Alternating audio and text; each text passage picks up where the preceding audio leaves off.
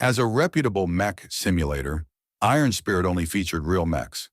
The base design sold in its virtual store could be bought in real life with almost the same performance. With its vast and extensive database, the game worked hard to group them together in a simple manner. The BSBH Corporation eventually decided to adopt a 1-star to 5-star rating. They later added even higher ratings with the introduction of even higher performing models. The game's database included many older designs, but its library of current designs was incomplete. Many top-notch mech designs were highly guarded secrets. These so-called next-generation models represented the cutting edge of mech design. The age of mechs spanned 400 years, so the game offered plenty of models even without the latest designs. Iron Spirit's lowest 1-star mech models used to plow the battlefield alongside legends such as Mac Lu, the mech pioneer. Compared to contemporary models, these ancient relics fell short in many ways. They were slow, clumsy, inefficient, and sometimes looked ridiculous. When Vess took a peek at these clown-like models, he wondered if their designers had a few screws loose. Systems Designer Mode already loaded one such design. The Fantasia 2R incorporated a radical humanoid design scheme and was the second iteration of a flawed first edition. The Fantasia masked very little due to its slim and narrow design, allowing it to run faster and longer than the stockier models available at the time. These gains were made at the cost of other parameters such as armor and firepower. For whatever reason, the designers shaped the Fantasia 2R in the form of a woman. Its concave torso, sloping breastplate, thin limbs, and narrow head evoked the appearance of a supermodel dressed in skimpy armor. The older 1R model already looked like a feminist's worst nightmare. The manufacturers doubled down by attaching hair-like sensor threads on top of the 2R's head. The sensors at least served a practical purpose, since they turned the model into a decent scouting mech. Since the Fantasia was such a light and thin mech, Vess had very little leeway in modifying its parts without destroying its good points. In contrast, Vess could easily tinker with heavier models, shaving 10% of its mass without sacrificing too much of its defense. After applying modern techniques to the ancient design, he could easily raise the performance of his variant by 2 or 3% compared to its base model. This Fantasia the system provided me is really too skinny. Since he couldn't go for the route of subtraction, he needed to find another way to add value.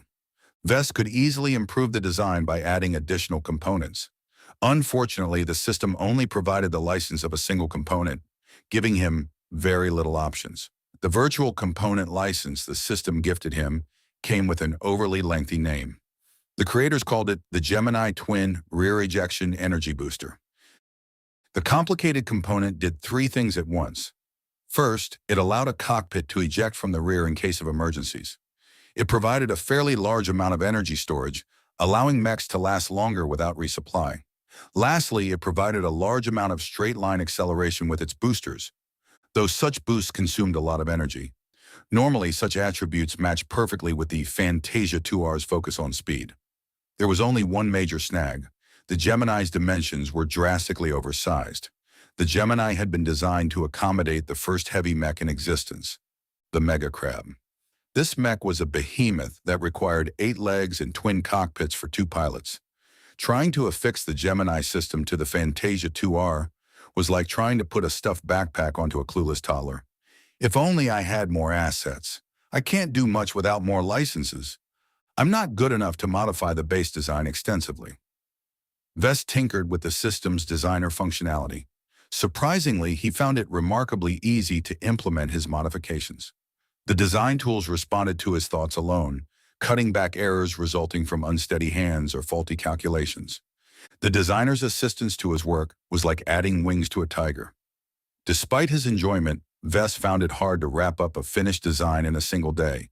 He reluctantly shut down the mech designer system and took care of his needs. He gobbled up a cheap nutrient pack and cuddled his new pet to sleep in an unfamiliar bed. Vess wrestled with the problem for 3 more days. He spent most of the time trying various ways to combine the hefty Gemini add-on to the thin and wispy Fantasia frame.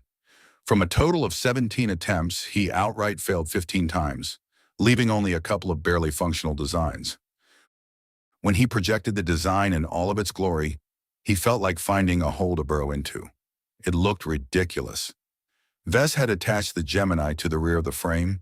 It sounded simple, but the Fantasia's various restrictions made it a tricky problem. The profile of the 2R's lower torso was so thin that the Gemini simply couldn't be attached to that location. He already tried to do so several times. From his many attempts, Vess concluded he could only attach the Gemini onto the upper back or the lower waist. Since placing such a heavy add-on too high would severely unbalance the Fantasia to the point of tipping it over, Vess could only add the Gemini onto the Fantasia's waist. The combination looked obscene. His cheeks turned red as he beheld the model's mock-up. Its only saving grace was that the custom design had improved on some points. Though the mech became heavier and less agile with the addition of such an uneven weight, its straight-line traveling speed rocketed upwards. The pilot also enjoyed a massive increase in safety with the improved cockpit ejection system. It could eject both cockpits at once, one real and one decoy. This provided a marginal benefit in Iron Spirit, as a successful ejection lowered the cost of repairing a defeated mech in the game. All right, system, does my first design make the cut? Scanning design, simulating performance, completed. Do you wish to name the design? Let's go with Fantasia 2 R-E. My variant's rear end is the only thing that's improved. Design evaluation, Fantasia 2 R-E. Variant name, Fantasia 2 R-E. Base model, Fantasia 2R original manufacturer, Casia Armaments weight classification, medium light recommended role, sprinter/harasser. Armor, F carrying capacity. Aesthetics, A endurance, C plus energy. Efficiency, C flexibility. D firepower, D B plus integrity. E mobility, B plus spotting.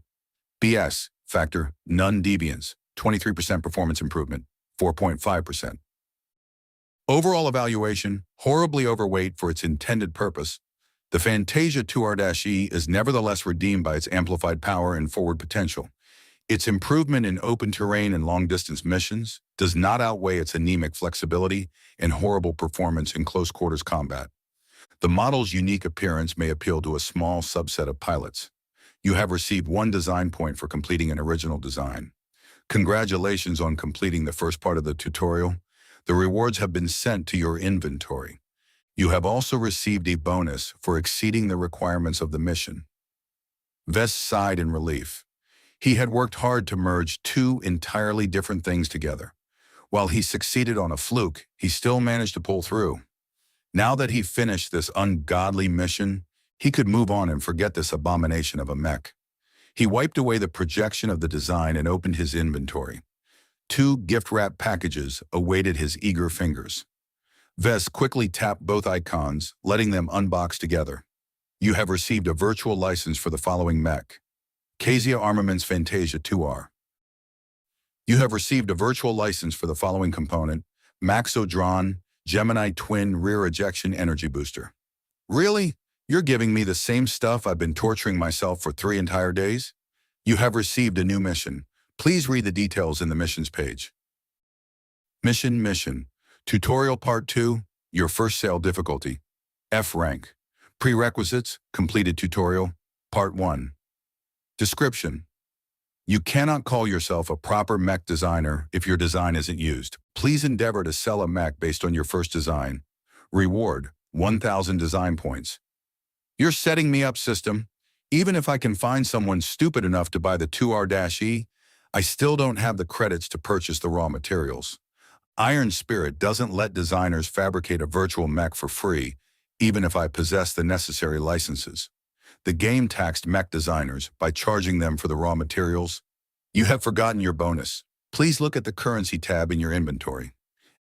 A red packet awaited Vess when he switched his view. He tapped it, causing the virtual envelope to unfold into imaginary bills. It eventually landed into a neat stack with the total amount displayed on top. Congratulations for receiving 100,000 bright credits. Vess widened his eyes. Exceeding the expectations of the system provided considerable rewards. With the sudden windfall, he had a lot more options to earn money now. While 100,000 credits might not let him purchase a license for another mech, he could still purchase plenty of cheap components such as armor plating, cooling systems, batteries, and even weapons. Before Vest put his newly gained credits to good use, he first made sure to complete the mission. He uploaded the saved design of the 2AR-E onto Iron Spirit's virtual workshop. He then spent about 10,000 credits collecting the raw materials required to fabricate the design. While he could spend twice as much to let the game fabricate the design automatically, Vest wanted to save every single credit, so he went for manual assembly. Vest spent 2 days fumbling around the virtual workshop's 3D printer to print all the required parts. He then took 3 more days fumbling around the assembler, trying to put all the diverse and heavy parts together. Somehow, Vest felt a little closer to his first creation as he finally clicked the final part together. He even took some time and credits to paint the chassis purple and red. "You're not the prettiest girl, but you're my first." Vest shook his head. "That sounds wrong." While trying to erase the unpleasant image of mech human romance from his mind, he quickly put the finished model onto the market. He didn't choose to sell the virtual mech for real credits, though the option was available. Practically all low-tier mechs in Iron Spirit were sold in gold, the in-game currency that mech pilots earned when they won matches against their opponents. The market set a minimum price of 1,600 gold, reflecting the cost of raw materials if Vest had paid for them in gold. "I'm not stupid enough to sell it at cost. Let's add 100 gold. My labors has got to be worth something." Just after he finished with the lot, he also checked his user profile. He chose to hide his real name for now. It wouldn't do for his future career in mech design to be tainted with this awful design. He casually set his nickname as Chasing Clouds, as a reference to his home planet and his aspirations. With that chore done, Vest threw the mission to the back of his mind and went to mech section of the market. He browsed all of the available variants of the Fantasia 2R. If he wanted to design a competitive but affordable Fantasia model, he needed to do his research on what market already offered. He could then tailor a list of requirements and scour the market for fitting components. Vest sunk into his work. He fell into the enthusiasm starting his career in mech design. Even if designing virtual mechs for a game didn't bestow him with the qualifications of a real mech designer, he could still polish his basic skills. Once he accomplished a handful of sales, he could purchase better licenses and design better variants. "Still, I can't play with virtual mechs forever. There's no way I can earn enough credits to meet my next interest payment." He needed to earn enough credits to fund the operations of his real mech business. If the expensive fixed cost of purchasing licenses was left out, then he could easily make the deadline. Reality wasn't so kind. Virtual licenses only apply to in-game designs. There's no way I can afford a legitimate production license with my current assets. Actual production licenses came with prohibitive costs and restrictions. For the privilege of using another company's intellectual property, Vest had to pay a high price. He also had to give the original owners a cut of his earnings. Along with the cost of raw materials, profits grew thin. It's impossible to make it without the help of the system. "I hope the 2R-E is going to sell out quickly, because I have a feeling I'm going to need all the design points I can get." Lucky sauntered over and meowed at Vest. "What's up, buddy?" The cat tugged at Vest's pants and tried to lead him outside. Curious, Vest followed the mischievous cat outside and spotted something sparkling behind the weeds. Vest came close and picked it up, revealing a green gemstone. Upon realizing its significance, he hurriedly dropped it down. "Even if you're a machine, I'm still not touching your crap," Vest told the cunning cat. He scanned the gem according to the system's instructions. Emerald of minor armor. Increases the durability of a mech's armor plates by 0.5% when installed. For a gem of its size, its effects were heaven-defying. Despite the paltry boost, the gem cost nothing to make. If he kept feeding Lucky the same cheap ore, he could end up with a pile of emeralds. If they all had the same effect, they might accomplish something great if combined. System, if I have 2 of the same gems, do their benefits stack? Of course not. A mech can only benefit from a limited amount of gems. Gemstones that provide the same effects do not provide more benefits when put into the same mech. Every time the system hinted at something amazing, it turned out to be limited. "I need to feed my cat something better," Vest muttered and resolved to order something better and have it delivered to his workshop tomorrow. Unknown to Vest, on the other side of Cloudy Curtain, A certain 12-year-old potentate sat down in a fully enclosed simulator. He had just finished school and rented a sim pod from the local gaming center downtown. The boy avidly played Iron Spirit ever since he recently finished his basic lessons on mech piloting. It hardly turned him into a qualified pilot, but it allowed him to pass the minimum requirements to finally play the game. Calling himself Shifter 66 in the game, he enjoyed piloting faster mechs. There was something about running in a multi-ton machine that charmed him. Playing the heavy mechs bored him to tears. He preferred to be quick on his feet, pestering enemies and dodging shots rather than slugging it out in a head-on collision. As a 12-year-old, he couldn't lay any claim to greatness, but he thought he possessed a solid foundation in piloting the simplest of one-star mechs. He played a couple of hundred matches, and while he lost most of them, he still managed to put together a few thousand gold for a new purchase. When Shifter 66 visited the game's online market, he somehow wavered his attention to a line of feminine models. A young man like him already started to pay some attention to the girls in his school. He channeled that energy to the graceful models on display.